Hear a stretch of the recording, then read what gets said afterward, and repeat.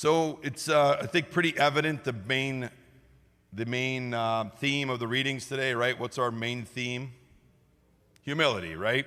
So, and we know that humility, many of the saints talked about humility being that first virtue in the growth in the spiritual life and relationship with God, how important it is. So that's why Jesus keeps stressing this. We hear this reference to being last over and over from him. So I was trying to think of an image that could help highlight this great virtue for us. And, as it goes a lot throughout the week, just trying to think of one or see if something comes to mind in prayer and whatnot. And it wasn't until Friday night, I was outside actually, in the dark, and then I saw this great light. And I heard a voice. And it was the voice of Lightning McQueen. Does anybody know what? I think we only have a few people that might know what Lightning McQueen is around here. Jack, you're all over it? You guys are all, you're great. Okay, yes, that's right. You guys have grandsons. Okay, grandchildren. Okay. Cars, the movie Cars. It came out in 2006. It was our last outdoor movie of the year. And I had never seen it before. But a great lesson about humility. I won't get into all the details, but the bottom line is that, this Lightning McQueen was this rookie car that was, the newest and greatest on the scene. And so he's kind of battling these two other cars to win the year-long, cup, whatever it was called. And so they tie, and of course they have to have a race-off, right, at the end of the end of the week, the next week. And so he, in the midst of being transported from the East Coast, where they had the final race, to the West Coast, where they were going to do this race-off, he, in some crazy accident, falls out of his truck and ends up in this town in the middle of nowhere, in the middle of the country, where nobody knows who he is, and he's stuck there for days. And kind of like the Doc Hollywood. Did you ever see Doc Hollywood? With, I think, Michael Keaton was back in the 90s or something. But that kind of a lesson. Overboard, Goldie Hawn, 1987, I believe. But these kind of movies that reinforce this theme, these arrogant people that maybe have everything, and then something dramatic happens to them, and they learn this lesson of humility. So, of course, that happens to Lightning McQueen, and at the end of the race, because of his change, he's actually willing to go back and, spoiler alert, so you guys have to plug your ears if you still haven't watched it, he pushes, the one car that got in a crash over the line, and he's willing to come in third to do, the honorable thing, right? So it's a theme we see, not infrequently, but it's one that's so hard to live. And that's why Jesus would just kind of pound away at this. So certainly, hopefully, that's lesson number one that we walk away with. How can I continue to ask God to grow in humility and not having that broken human tendency and need to put myself first, to want to be first? And again, I speak to myself being a very strong competitor in my own right. But I think the other piece of this too, it's interesting because this, again, in this humanist kind of secular world that we're in now, and even in Hollywood, there's of course no mention of God.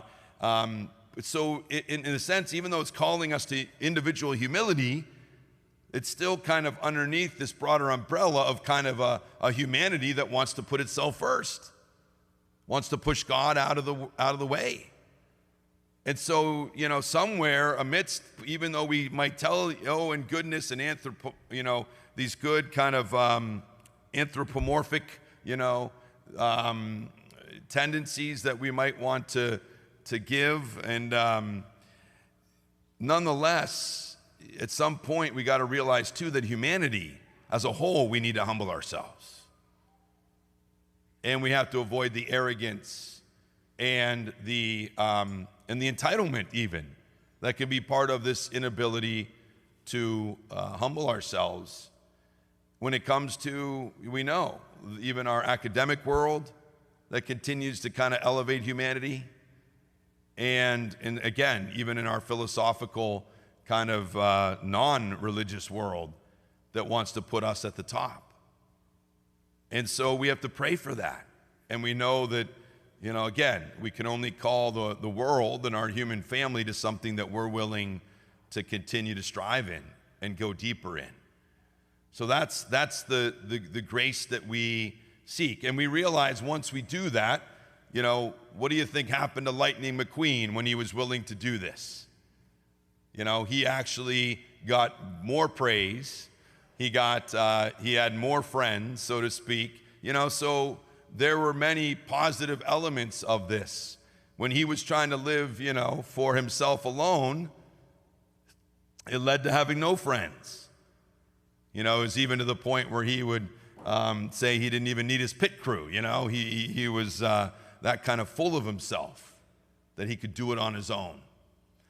And so the other lesson that we learn here is, even though we might say we humble ourselves when it comes to putting others first and being deferential, there still is that tendency to still think we can do it on our own, or that we have to do it on our own. And that willingness to get help from others, that willingness to be humble enough to say, I can't do this. I need help, God. I need help, family and friends. And again, in a culture where we're kind of told, you could do it, and again, it's a good message of empowerment to tell us that we are capable of great things. But when we do it and it's stressed so much to the point where we think we are invincible on our own, that certainly isn't a healthy place to be. So we got to be aware of, again, those messages and those the themes of our culture, our media, and embrace the good things that are there, even though they're not always perfect, like in a movie like Cars. But nonetheless, to bring it all back to the gospel and to see, hopefully, how they can remind us the way that this leads to the most fulfilling life, one in which we have the esteem of our community and our family because of that humble nobility that we're trying to live. That was one of the things that they mentioned in the gospel, the parable. Jesus says, you'll be called up if you take that lowest seat. You'll be called up higher, and you'll, win that greater esteem from your friends. So ironically, when we're willing to let go of it, we get more of it. When we try to grab it ourselves, we get less of it, right? So this constant reality of realizing the irony of when we're willing not to take that place ourselves and put ourselves there on our own, and we put ourselves last, what ends up happening? We end up getting elevated anyway. And we remember that's the process of life. Either we got to put ourselves in that correct relationship with God, where He's the God and we're the creature. We're the humble servant and follower and disciple. He is the glorious leader and master and God and creator. And when we put ourselves there, He's willing to elevate and exalt us. But if we exalt ourselves, then we get humbled. A lot of times it's life that humbles us. And that, certainly was part of the lesson of that movie. Circumstances, failures, crosses, obstacles. So it's going to happen. And so the challenge we have is to get ahead of it and say, Lord, I'm going to do it myself, instead of kind of forcing life and you to have to humble me. And so hopefully we can embrace that this week, and knowing if we can truly do that, we don't do it because of this, but when we do it, we'll be exalted in God's love and grace, and we'll be esteemed by the community that loves us.